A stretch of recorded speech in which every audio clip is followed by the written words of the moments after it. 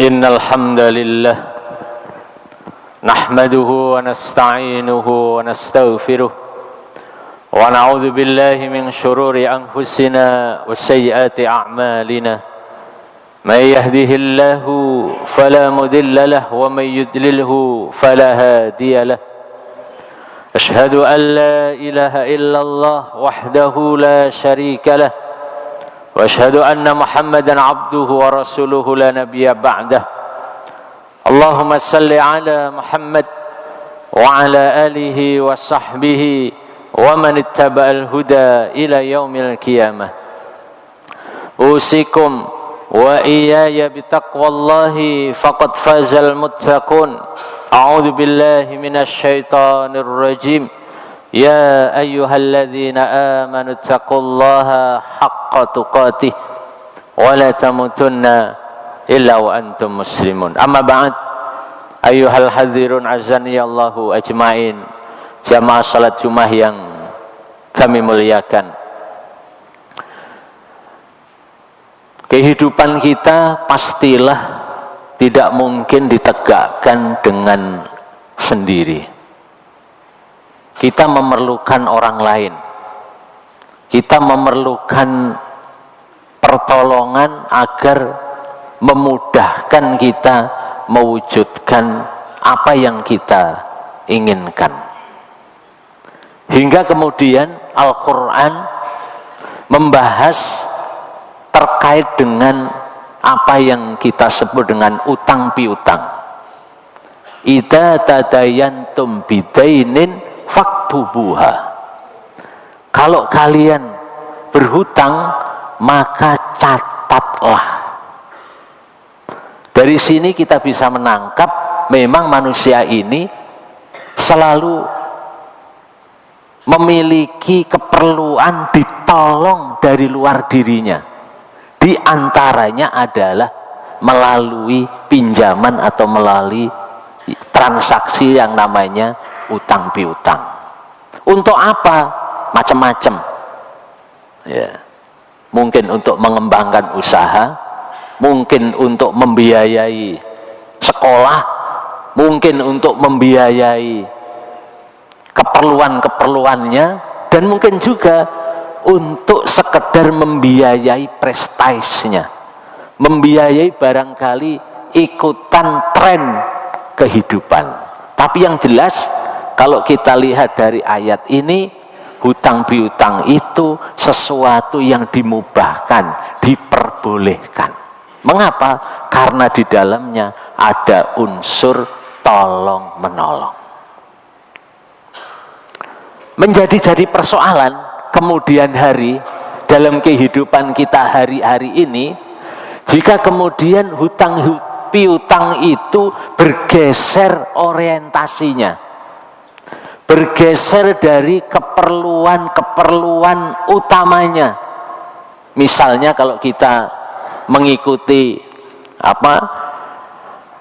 terkait dengan keperluan manusia, keperluan primer, sekunder, dan tersier, maka sepertinya hutang piutang yang kemudian membuat salah satu pihak atau orang yang berhutang itu menjadi tidak tenang, boleh jadi karena bukan sebab keperluan yang primer, tapi mungkin yang sekunder dan yang tersier, hanya sekedar untuk memenuhkan tren hidup hari ini.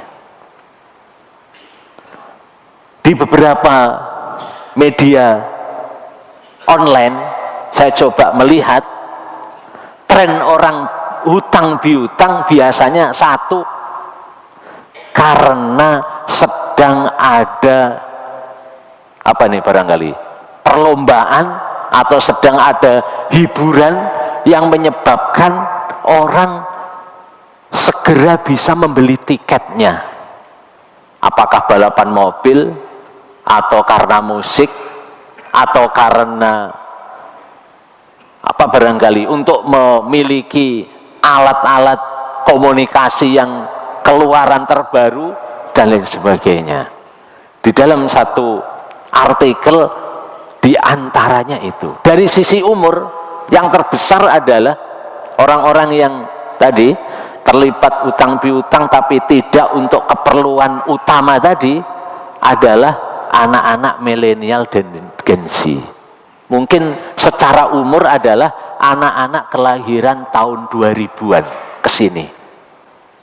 Nah, jamaah yang dirahmati oleh Allah Subhanahu wa ta'ala, kalau kemudian hutang piutang itu bergeser dari tadi, bukan dari kebutuhan yang primer tadi untuk mengembangkan usaha dan yang penting-penting tadi, bergeser ke sekedar untuk memenuhkan kesenangan, kepuasan, mungkin juga untuk kemewahan dan sebagainya, maka disitulah kemudian ada satu hadis Nabi yang diriwayatkan oleh Imam Ahmad, kata Rasulullah, la takhifu anfusakum ba'da amniha. Qalu wa ma dzalika ya Rasulullah? Qala ad-dainu. Artinya, janganlah kalian membuat diri kalian itu menjadi tertekan, menjadi takut, menjadi was-was, menjadi khawatir, yang sebelumnya Anda itu adalah orang-orang yang aman. Kita tidak punya hutang, awalnya aman. Ya, aman. Qalu wa ma dzalika ya Rasulullah? Para sahabat bertanya, apa itu yang membuat orang awalnya ya aman kok jadi khawatir? Apa itu? Qala, kata baginda Nabi, ad-dainu, hutang. Jamaah yang dirahmati oleh Allah Subhanahu wa ta'ala, dalam istilah yang tren hari ini kita sering membaca ya, mungkin ya ada ketemu kawan-kawan kita yang terjebak dalam ini, biasa disebut dengan pinjol, pinjaman. Ya, pinjaman lah ya. Ya, pinjaman, namanya pinjol, Masya Allah ya. Mengapa kok banyak orang yang terlibat? Karena mudahnya mengakses itu. Yang itu membuat apa? Pada akhirnya orang terjebak pada tadi kekhawatiran, ketakutan dan lain sebagainya.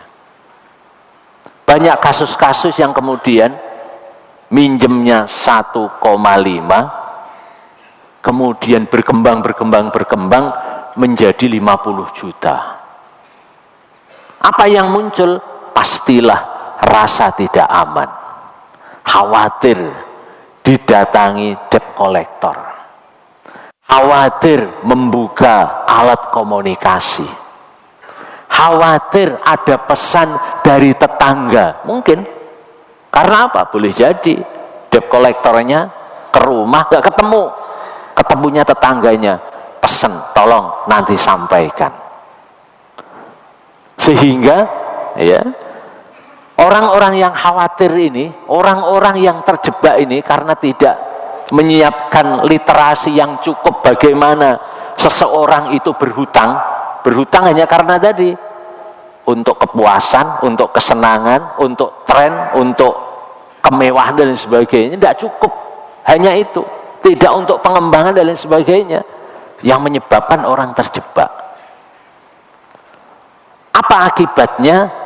Beberapa kasus kita membaca ya, ada yang bunuh diri, Masya Allah, ada yang stres, ada yang kemudian ya kehilangan orientasi hidup yang bahagia.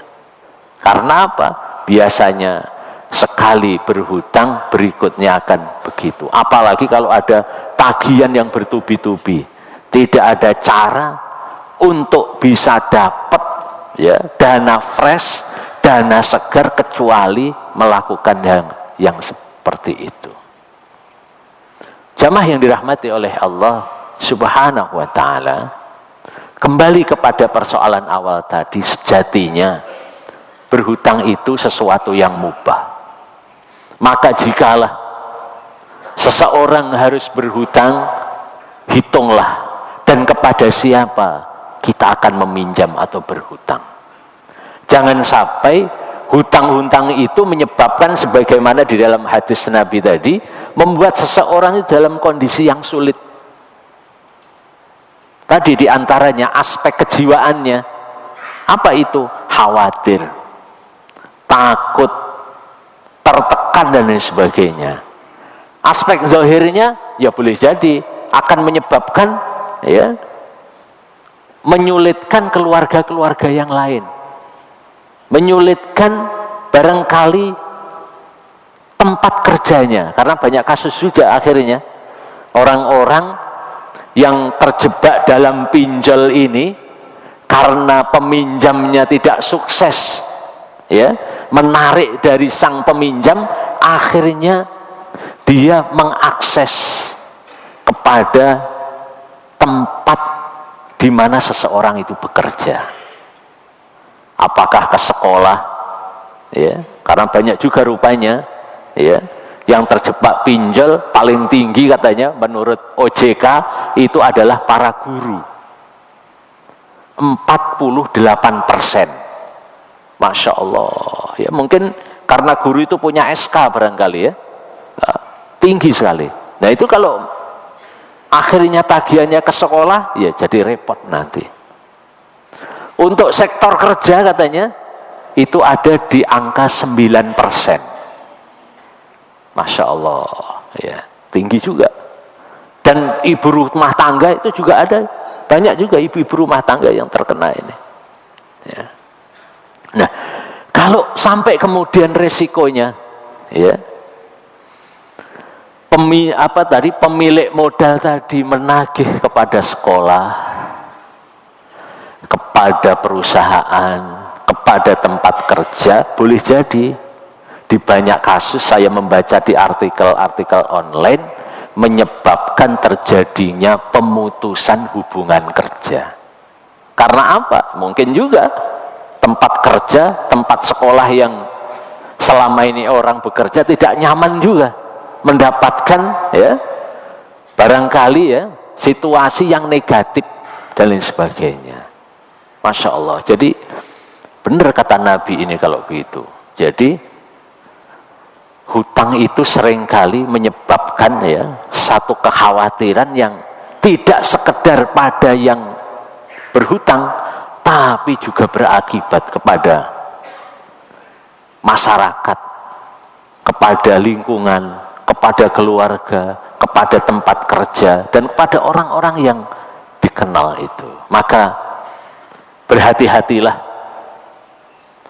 cukupkanlah literasi, bacaan, pengetahuan jika benar-benar kita memerlukan yang namanya memilih untuk berhutang. Siapkanlah ilmunya, siapkanlah pengetahuannya, siapkanlah resiko-resikonya, diskusikan dulu dengan orang lain. Barangkali juga dengan diskusi ada orang yang tidak secara tadi, pinjaman online tadi, barangkali ya dia bisa melakukan ya bantuan atau memberikan pinjaman dana itu.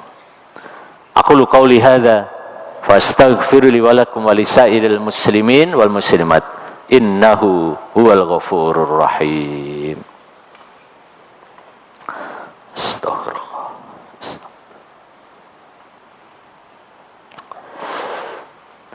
Alhamdulillahirabbil alamin. Wassalatu wassalamu ala ashrafil anbiya'i wal mursalin wa ala alihi wa sahbihi wa man ittaba'ahum bi ihsanin ila yaumiddin. Ittaqillaha haitsu ma kunta wa atbi'is sayyi'atal hasanata tamhuha wa khaliqin nasa bi khuluqin hasanin. Satu doa pernah diajarkan oleh baginda Nabi Muhammad sallallahu alaihi wasallam kepada para sahabatnya. Doa itu adalah Allahumma la sahla illa ma ja'altahu sahla wa anta taj'alul hasana idza syi'ta sahla. Ya Allah, mudahkanlah urusan yang mudah. Mudahkanlah urusan yang sulit. Hidup ini, apakah sendirian atau bersama orang lain, seringkali juga melewati dua situasi ini. Situasi mudah dan situasi yang sulit. Situasi yang sulit kita maklum, harus meminta pertolongan kepada Allah Subhanahu wa ta'ala. Situasi yang mudah seringkali melupakan kita untuk minta pertolongan kepada Allah. Karena kita punya persepsi, ini mah mudah. Dalam kasus-kasus orang-orang yang terjebak dalam pinjaman online tadi, atau pinjam-meminjam secara umum, karena seringkali orang merasa bahwa kalau saya meminjam, insya Allah, atau mungkin ada satu perkiraan saya mampu membayarnya. Sepertinya masih ada sisa dari dana penghasilan yang kita miliki, sehingga seseorang kemudian begitu yakin untuk memilih meminjam tadi atau menentukan pinjaman. Situasi seringkali memang kita tidak pernah mengetahui apa yang akan terjadi esok dan kemudian hari. Maka mintalah terus kepada Allah agar urusan yang mudah sekalipun itu kita senantiasa memohon pertolongan, memohon bantuan, memohon perlindungan kepada Allah Subhanahu wa ta'ala. Kasus-kasus pinjam-meminjam, pinjol dan sebagainya biasanya berawal dari sesuatu yang awalnya itu ringan kayaknya. Cuman minjem 1 juta ini. Cuma minjem 2 juta ini. Kayaknya kecil kayaknya. Tapi karena kegunaan dari pinjaman itu digunakan untuk sesuatu yang tadi tidak memiliki nilai manfaat yang besar tadi, tidak memiliki nilai ekonomi yang tumbuh tadi, hanya sekedar untuk kesenangan saja, lupa, yang akhirnya membuat beberapa kasus-kasus sebagai ibrah, sebagai pelajaran untuk kita orang-orang yang beriman, kemudian terjatuh di dalam kesulitan yang lain. Lebih daripada itu, selalu dalam pinjaman-pinjaman yang sifatnya konvensional seperti pinjol, ada potensi riba yang memang sudah dilarang oleh Allah Subhanahu wa ta'ala. Innallaha wa malaikatahu yusalluna 'alan nabi ya ayyuhalladzina amanu sallu 'alaihi wa sallim taslima. Allahumma salli 'ala Muhammad wa 'ala alihi wa sahbihi ajma'in walhamdulillahi rabbil alamin hamdan yafi ni'amahu wa yukafi mazidah ya rabbana lakal hamdu kama yanbaghi li jalali wajhika wa 'azimi sultanik. Allahumma arinal haqqa haqqan warzuqna ittiba'ah wa arinal batila batila warzuqna ijtinabah. Allahumma ighfir lana wa li walidayna warhamhuma kama rabbawna shighara. Allahumma hab lana min azwajina wa dhurriyyatina qurrata a'yun waj'alna lil muttaqina imama. Allahumma ighfir lana wa li ikhwanina alladhina sabaquna bil iman wa la taj'al fi qulubina illa lil ladzina amanu rabbana innaka ra'ufur rahim. Ya Allah, mudahkanlah kami dan saudara-saudara kami yang sedang memiliki hutang, ya Allah, bayarkanlah ya Allah, mudahkanlah rezeki dan semangat untuk menyelesaikan hutang-hutang itu sebelum kematiannya, ya Allah. Karena Rasulmu pernah menyebutkan siapa yang memiliki hutang sementara kematian datang dan hutang itu belum terbayarkan, maka seseorang akan tertahan tidak masuk surga-Mu, ya Allah. Dan kami, saudara-saudara kami barangkali memiliki tanggungan-tanggungan yang begitu berat seperti ini, ya Allah. Sementara kami merindukan atas surga, atas kebahagiaan yang Engkau telah janjikan, ya Allah. Rabbana atina fid dunya hasanah wa fil akhirati hasanah wa qina adzabannar. Alhamdulillahi rabbil alamin. Aqimis shalah.